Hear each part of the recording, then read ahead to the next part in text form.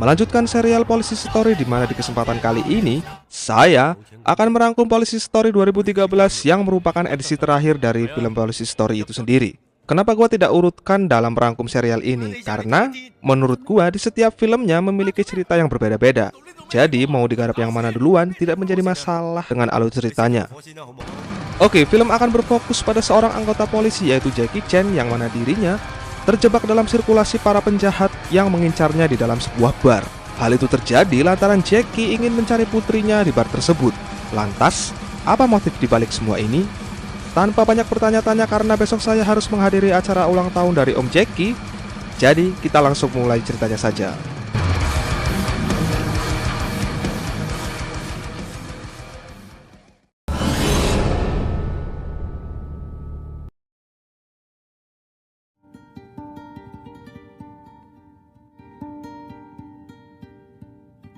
Film diawali dengan memperlihatkan Jackie yang terbangun dari tidurnya setelah melewati perjalanan yang cukup melelahkan.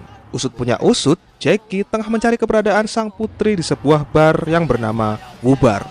Bukan tanpa alasan, faktanya anak perempuan Jackie sudah 6 bulan tak pulang ke rumah sejak kematian sang ibunda. Di mana hal itu bisa dibuktikan ketika putrinya menelpon untuk kemudian mengingatkan Jackie agar cepat sampai ke bar tersebut. Jika mendengarkan obrolan mereka berdua, bisa dipastikan hubungan mereka tak akur layaknya anak terhadap sosok seorang ayahnya.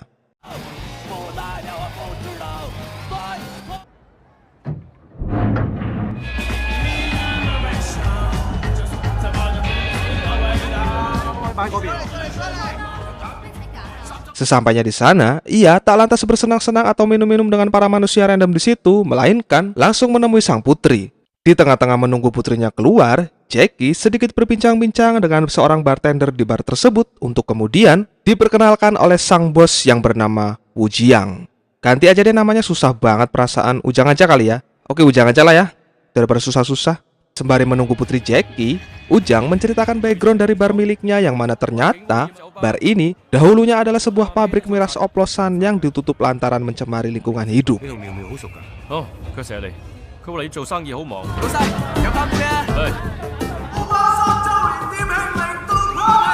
tak lama setelah itu, muncullah anak Jackie yang bernama Miao Miao, yang jika dilihat dari gaya outfitnya nampak seperti anak emo di era tahun 2013-an. Terjadi ketegangan di antara anak dan bapak, yang mana Jackie benar-benar tak menyukai penampilan dan tingkah laku anaknya tersebut. Ditambah, Miao dengan terang-terangan mendeklarasikan hubungannya dengan Ujang. Hal itu jelas ditentang oleh Jackie mengingat Ujang sudah seumuran dirinya. Belum lagi pergaulan Ujang dengan para manusia random yang jauh dari kata baik. Namun Miao terus mengelak omongan sang ayah dan di sini terkuaklah sebuah fakta akan hubungan mereka berdua yang renggang. Di mana hal itu dipicu lantaran Miao menganggap Jackie terlalu sibuk dengan tugasnya sebagai seorang polisi, sampai pada saat ibunya meninggal pun Jackie tak ada di rumah sakit untuk menemaninya.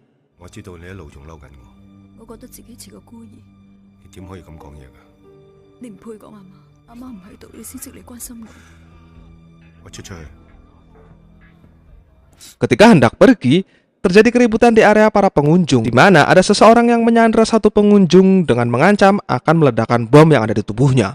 Jackie pun berusaha menenangkan orang tersebut sembari menganalisa beberapa kemungkinan yang dapat ia lakukan. Namun ketika hendak mengeksekusi, Ujang datang dengan sigap untuk kemudian mengeksekusinya sendiri.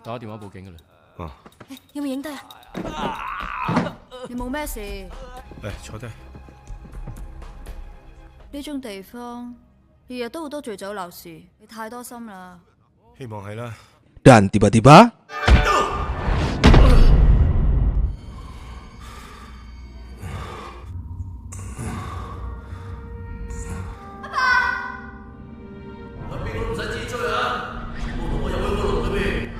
apa sebenarnya yang terjadi di situ sampai semua pengunjung pun terlihat disekap termasuk Miao itu sendiri.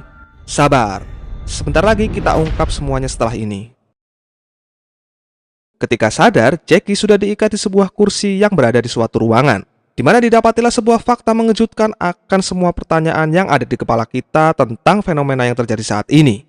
Di mana ini semua sudah diatur dan direncanakan dengan terorganisir oleh Ujang. Dimulai dari memacari Miao untuk memancing Jackie, lalu mendesain lokasi bar dengan sebuah pintu baja agar tidak ada yang bisa kabur, Dan yang terakhir, menculik semua para pengunjung di bar itu sendiri. Lah, apa sih sebenarnya tujuan si Ujang ini?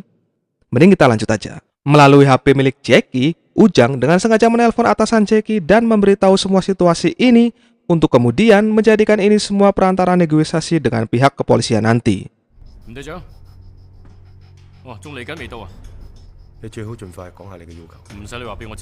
Jackie sendiri yang masih bingung dan bertanya-tanya apa sih mau Ujang ini, lantas mengajukan pertanyaan kepada Ujang. Faktanya, Jackie dahulunya pernah menangkap seorang penjahat bernama Yu atas sebuah transaksi ilegalnya. Nah, disinyalir itu sebagai alasan paling kuat mengapa Ujang menargetkan Jackie. Tapi sebenarnya bukan itu juga bos alasannya. Ini hanya alibi sementara yang ditunjukkan oleh Ujang.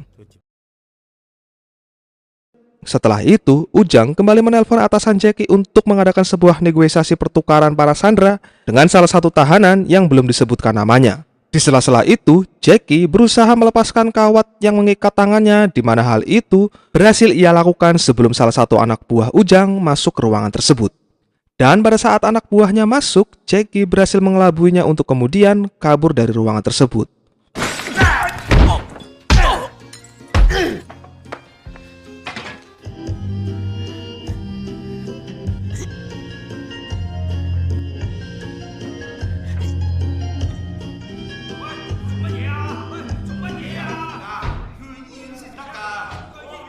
Setelah itu, Jackie memasuki ruangan rahasia milik Ujang di mana di dalam ruangan tersebut terdapat berbagai macam dokumen.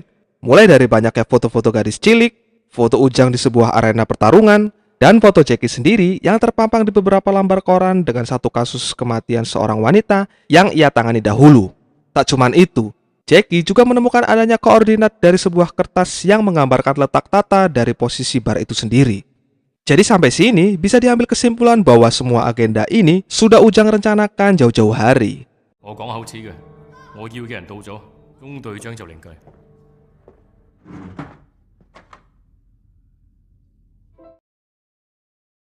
Mendapati Miao menuju ke toilet, Jackie dengan cepat menghampirinya dan di sini kita akan diperlihatkan betapa cantiknya Miao yang sebenarnya. Di sini Jackie meminta Miao untuk mencarikan sebuah HP yang nantinya akan Jackie gunakan untuk menghubungi komandannya.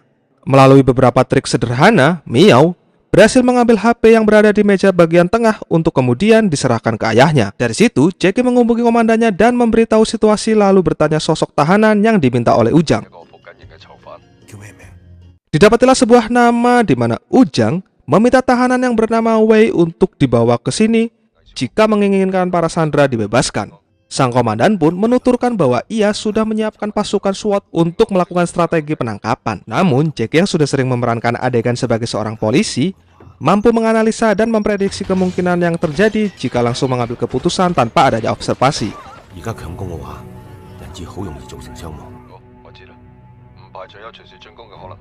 Nah, di sela-sela memikirkan skenario penangkapan, tiba-tiba si gendut yang tadi dihantam Jackie berteriak ke bosnya dan memberitahu bahwa Jackie telah kabur. Dengan cepat, anak buahnya pun diperintahkan untuk menangkap Jackie.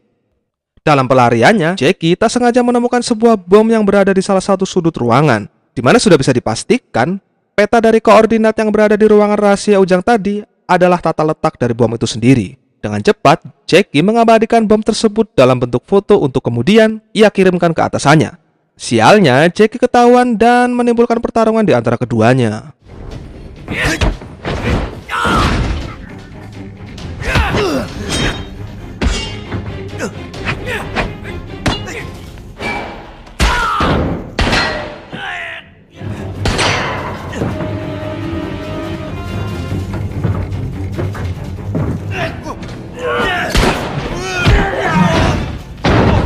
Merasa mengerahkan anak buahnya saja tidak cukup, Ujang pun mencoba cara lain untuk mengancam Jackie. Caranya, melalui sang putri dengan ancaman akan memasukkan tangan indah milik Miao ke dalam akuarium ikan piranha.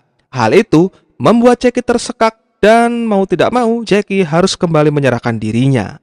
Ah, cemen si Ujang ini anjing.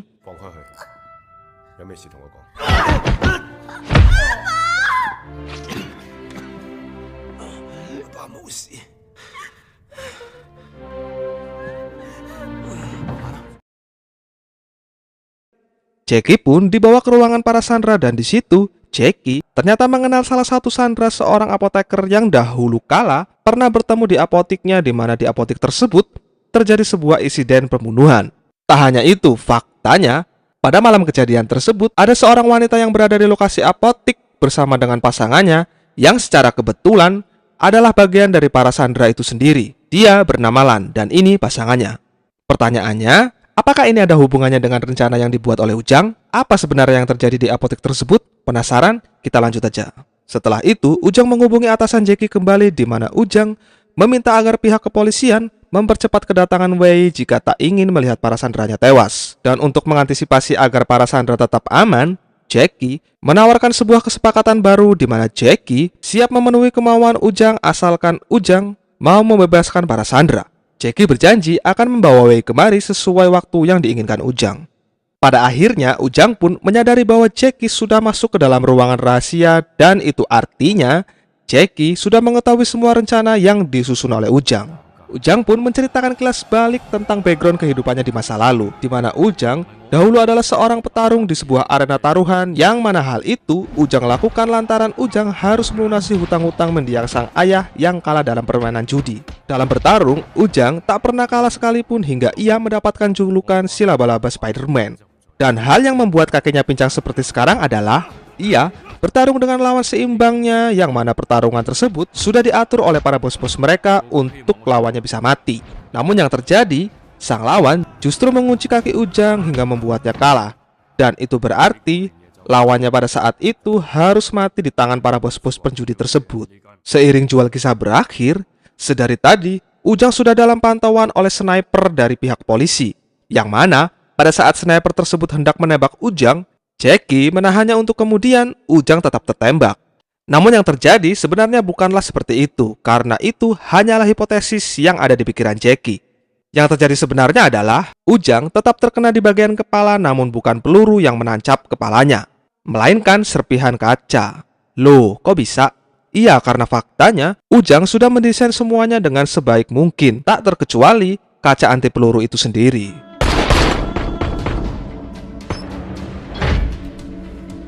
點解你頭先要叫住我？我係想救你。唔好再講廢話啦，俾我見下魏少福先啦。其實接犯人嚟現場已經係破例㗎啦。嚟你哋一路玩緊我。你一定要見魏小福係咪啊？ Akhirnya didapatilah sebuah kesepakatan di mana Ujang setuju dengan yang Jackie rencanakan, namun dengan syarat Ujang hanya mau membebaskan 3 sandera saja. Hal itu jelas ditolak mentah-mentah oleh Jackie untuk kemudian terjadi sebuah kesepakatan baru, yang mana Ujang berjanji akan melepaskan semua sandera asalkan Jackie bisa mengalahkan anak buahnya dalam sebuah pertarungan.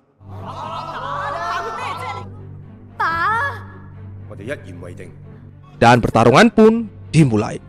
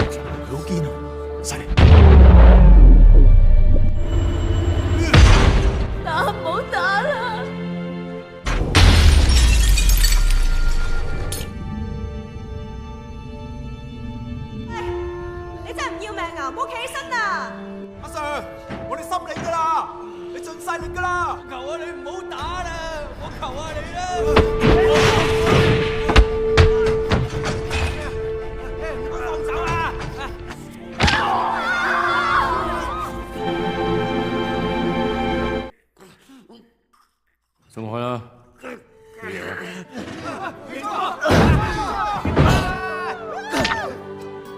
不如咁啦，我要帶咗我哋出去先。佢一路陪住我吧。你唔好後悔。 Dikira Ujang akan menepati janjinya, ternyata Jackie salah. Ujang tetap pada pendirian pertamanya, di mana ia hanya mau membebaskan 3 orang saja dan sisanya bebas setelah Wei datang. Kan anjing si Ujang ini ya. Udah mah Jackie mati-matian sampai tangannya patah. Jujur gue di adegan ini sangat emosi sekali ngelihat si Ujang ini. Apa sih sebenarnya yang dia mau? Blok. Dengan segala pertimbangan, Jackie akhirnya memutuskan membebaskan Sandra yang terluka dan satu anak buah Ujang, yaitu si Gendut. 10分鐘，我份人好守時。有人指出緊嚟，我哋要一個擔架，俾個擔架。後面仲有4個，大救大救！傷點啊？張局長，冇事，小事啫。頭先你個行動早咗，我覺得唔妥。就講咩？費事嘥你哋啲時間，好唔好？你千祈唔好入翻去，肯定有入冇出。多謝。 Mengingat kondisi semakin mencekam, pihak kepolisian pun menyusun sebuah skenario dan memanggil arsitek pembuat bar tersebut. Hal itu bertujuan untuk mencari kemungkinan masuk dan membobol gedung bar itu sendiri. Di satu sisi, Jackie berhasil membujuk Wei untuk bersedia membantu polisi dengan imbalan remisi hukuman dan kesejahteraan hidup ibunya yang sedang sakit. Di sini, sebenarnya Jackie sudah mulai paham akan alur permainan yang dibuat oleh Ujang. Tetapi, itu hanyalah analisa dan belum ada bukti konkret yang mengarah ke situ. Jadi, lebih baik kita ikuti karena sebentar lagi fakta yang sesungguhnya akan terbongkar.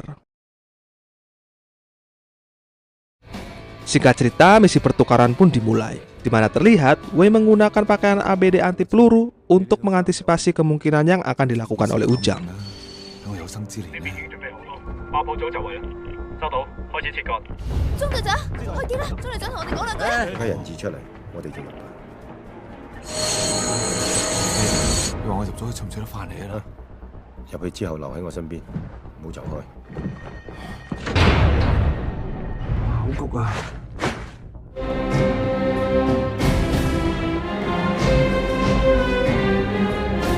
阿 Sir， 阿 Sir， 我女呢？爸，我喺度啊！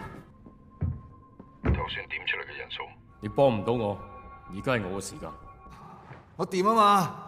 魏小福， Dan disinilah fakta sebenarnya terungkap di mana Ujang sengaja memilih orang-orang tertentu termasuk Jackie sendiri, yang mana ternyata Ujang melakukan ini semua murni balas dendam atas kematian adiknya yang terjadi di apotik 5 tahun yang lalu.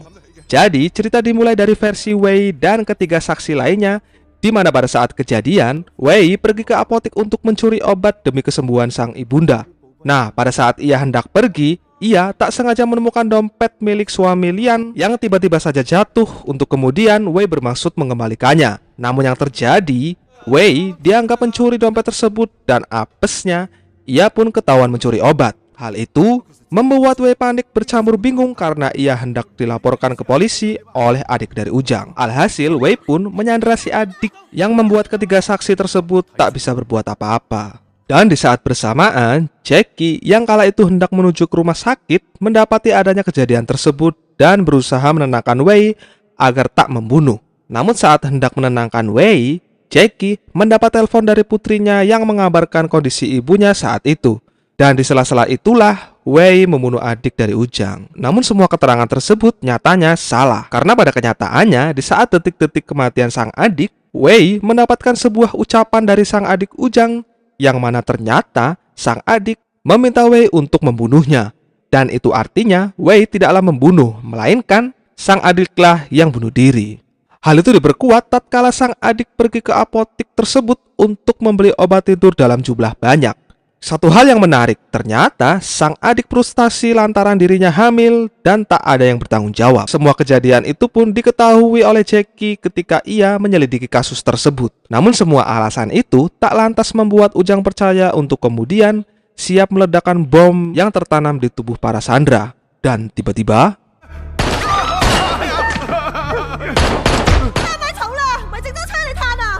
di tengah-tengah kegaduhan terjadi, muncullah bartender sekaligus perakit bom yang kemudian menghalau laju Jackie dalam bertindak. Dan untuk kesekian kalinya, Jackie mampu menganalisa bukti baru di mana faktanya bartender tersebutlah pacar dari adik Ujang itu sendiri.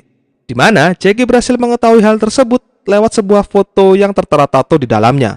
Karena sudah ketahuan, bartender tersebut pun mengakui dan menceritakan apa yang sebenarnya terjadi. Ternyata semua bermula atas dasar kesalahan Ujang sendiri yang tak setuju akan hubungan Mas bartender dengan adiknya. 大家個喊住咁走咗，唔到生命係咁脆弱，冇珍惜，可能就冇機會挽回啦。寶哥， Di sini terjadi drama antara Ujang dan Mas Bartender yang merasa paling bersalah dalam kasus ini. Mas Bartender pun akhirnya memutuskan bunuh diri namun masih berhasil Jackie selamatkan. Di saat itu polisi berhasil masuk dan tiba-tiba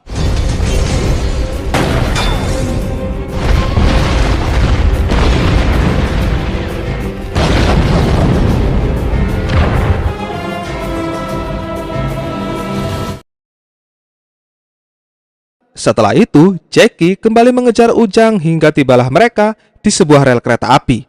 Di situ, Ujang kembali memberi tekanan kepada Jackie dengan menyandera Miao sama seperti yang adiknya alami 5 tahun lalu. Yang lebih gilanya lagi, Ujang memberikan sebuah permainan yang mana jika menginginkan Miao bebas, Jackie harus menembak kepalanya sendiri demi kelangsungan hidup putrinya. Pada adegan ini, sosok seorang ayah sejati nampak dalam diri Jackie yang mana ia benar-benar melakukannya. Dan yang terjadi selanjutnya,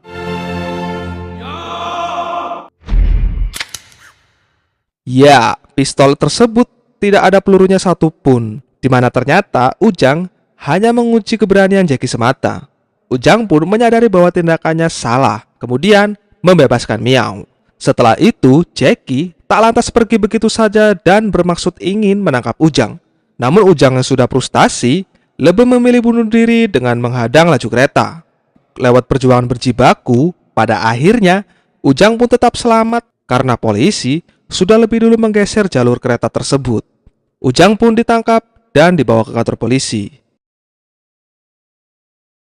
Di scene akhir, Miao menemani Jackie menuju ke rumah sakit dan berjanji tak akan melawan orang tua lagi. Lalu film ditutup dengan adegan Jackie mendapat hadiah kenang-kenangan dari Ujang, yaitu sebuah kalung laba-laba.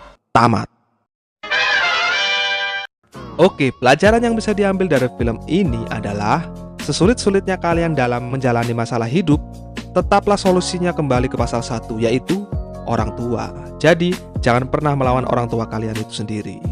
Oke bos, mungkin sekian dulu untuk pertemuan kali ini dan sampai bertemu lagi di nextnya yang akan kembali membahas film Jackie Chan ya. Oke lah, thanks for watching. See you the next video. Peace always and see you again man.